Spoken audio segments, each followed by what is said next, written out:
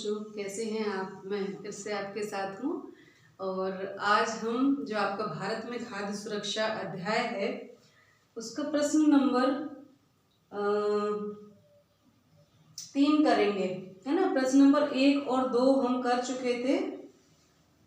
आज प्रश्न नंबर 3 और 4 हम हल करेंगे।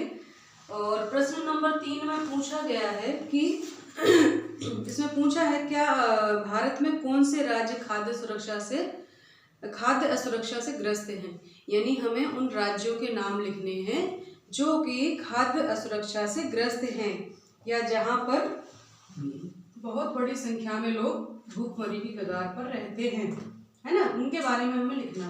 तो सबसे पहले हम देखें 3 का आंसर है ये। इसमें हम यहाँ से प्रारंभ, इसको हालांकि सीधे सीधे आप नाम भी उसमें लिख देंगे तो भी चल जाएगा, है ना, अगर छोटा प्रश्न है तो। लेकिन अगर थोड़ा बड़ा है तो उसको हम अगर अच्छे से प्रेजेंटेशन करेंगे, ठीक से कहेंगे तो वो बात ज़्यादा प्रभावी होती है। तो इसको इस तरह से आप लिखिए कि आर्थिक रूप से पिछड़े राज्य, आर्थिक रूप से पिछड़े राज्य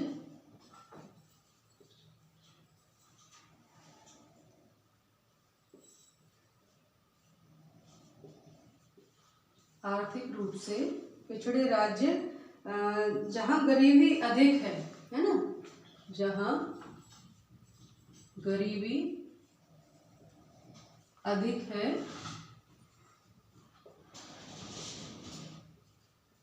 जैसे आदिवासी क्षेत्र, यानी जहां आदिवासी बहुत बड़ी संख्या में रहते हैं उन राज्यों में आदिवासी क्षेत्र, और सुदूर क्षेत्र, आदिवासी क्षेत्र, सुदूर क्षेत्र यानी दूर बसे हुए हैं जहां आवागमन के साधन आज भी नहीं है। सुदूर क्षेत्रों में बार बार प्राकृतिक आपदाओं के कारण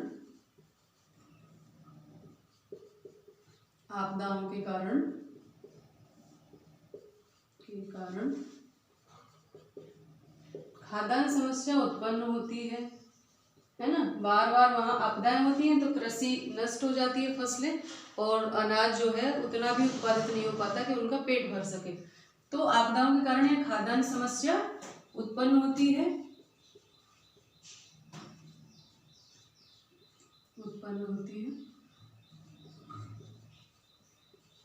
अब हमें चूंकि राज्यों की बात करनी है तो ये तो हमने अपनी भूमिका बना दी। अब यहाँ राज्यों की बात हम करेंगे तो वास्तव में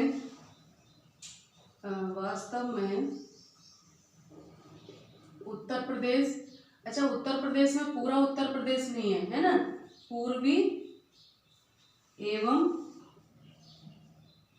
एवं दक्षिणी जो भाग है उत्तर प्रदेश का, पूर्वी एवं दक्षिणी, है ना। और उसके अलावा बिहार है, दक्षिणी हिस्सा, है ना, बिहार, झारखंड, और इसमें आपका आ जाएगा पश्चिम बंगाल,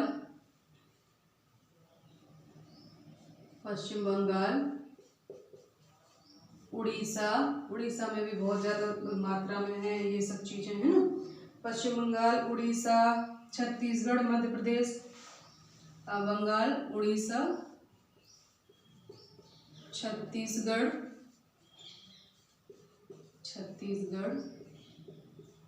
मध्य प्रदेश, और महाराष्ट्र के कुछ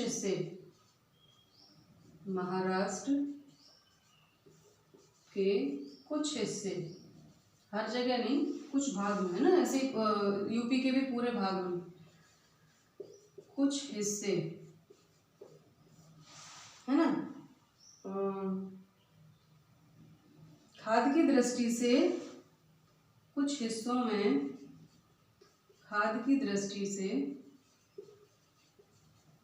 दृष्टि से असुरक्षित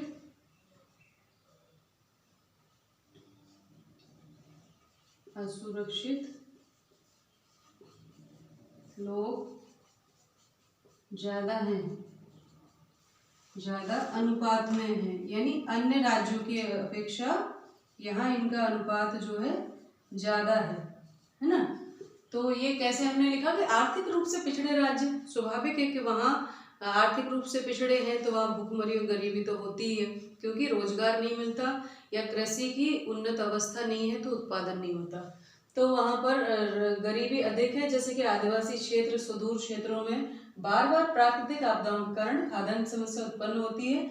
और वास्तव में उत्तर प्रदेश का पूर्वी एवं दक्षिणी हिस्सा, बिहार, झारखंड, पश्चिम बंगाल, उड़ीसा, छत्तीसगढ़, मध्य प्रदेश, महाराष्ट्र के कुछ हिस्से, यानी यूपी और महाराष्ट्र के कुछ हिस्से, बाकी इन सभी राज्यों में जिनके नाम लिखे हैं वहाँ खाद्य असुरक्षित लोग अधिक मात्रा में हैं अपेक्षाकृत अन्य राज्यों के, है ना। यहाँ इनका अनुपात अधिक है। तो हमारा जो प्रश्न था कि कहाँ किन राज्यों में खाद्य सुरक्षित लोग अधिक हैं, तो वो इन राज्यों के नाम आप लिख सकते हैं। ठीक है, अगला जो हमारा प्रश्न है,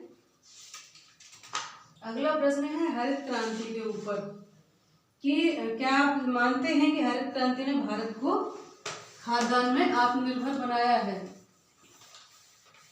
आप कभी पढ़ा होगा कि जब 1965 में 64 में बहुत ज़्यादा अकाल पड़ा था, 1940 में सबसे बड़ा पड़ा था भारत में, उसके बाद उतना बड़ा नहीं पड़ा, लेकिन फिर भी लगातार अकाल पड़ता रहता था। आए कई वर्षों में, एक साल छोड़ के कभी 2 साल में जो है वर्षा नहीं होती थी, जिसके कारण खाद्यान्न नहीं होता था। जब उस समय सिंचाई के अन्य साधन नहीं थे, ट्यूबवेल नहीं थे, नहरें नहीं थी, वर्षा पर ही लोग आधारित थे।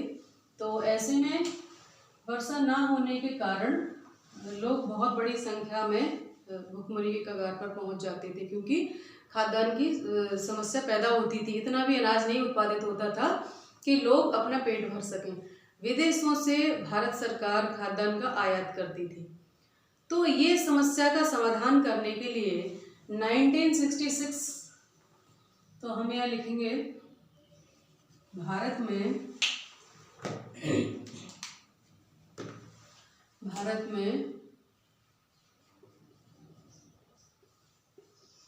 1966 में हरित क्रांति का शुभारंभ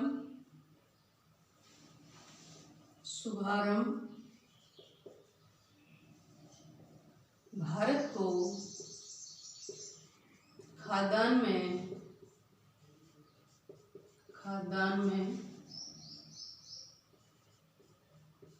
आत्मनिर्भर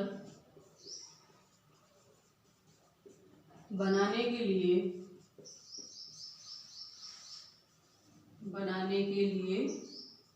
किया गया, है ना, किया गया। अब यहाँ से हम लिखेंगे कि हरित क्रांति ने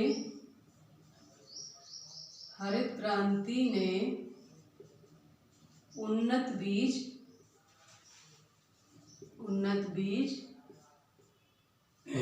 रासायनिक उर्वरक एवं आधुनिक कृषि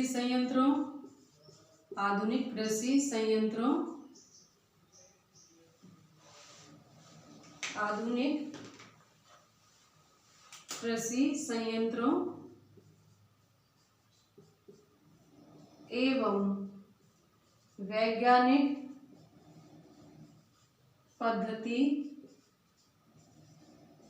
का प्रयोग करके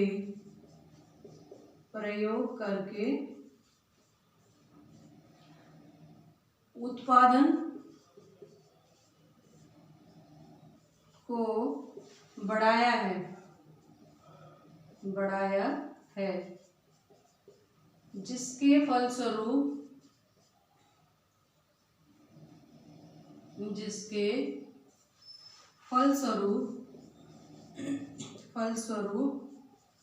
आज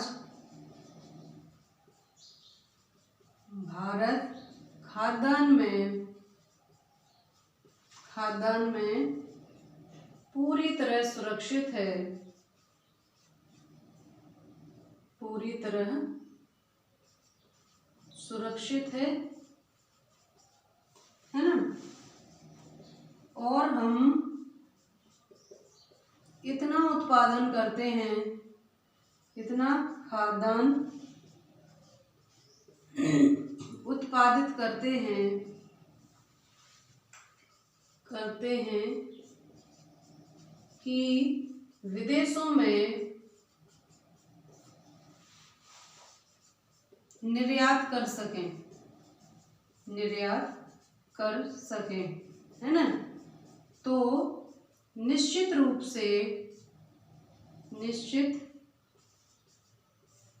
से हरित क्रांति ने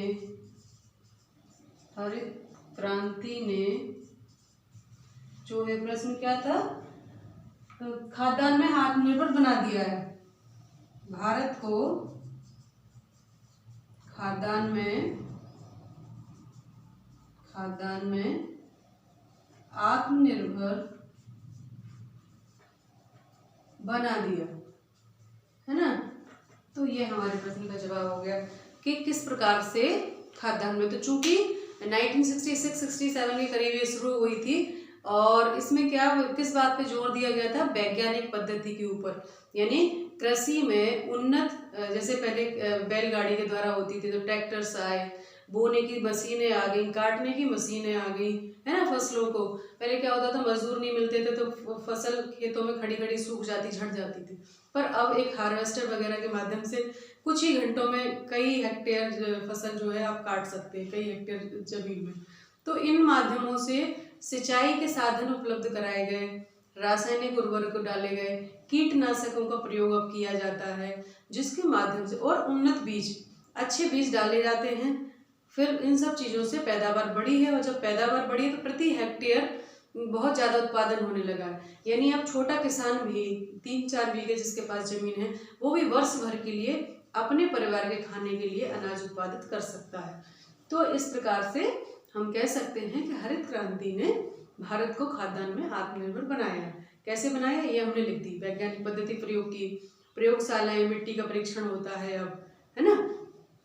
जैसे लैब में अन्य चीज़ें टेस्ट होती हैं, वैसे इनका भी अब टेस्ट होता है। तो ये सब चीज़ों के माध्यम से खाद्यान्न में भारत को आत्मनिर्भर बनाने में सहायता मिली है। तो आज की वीडियो में इतना ही। ध्यान रखिए, पढ़ाई करते रहिए, मैं आपके साथ हूँ। नमस्ते।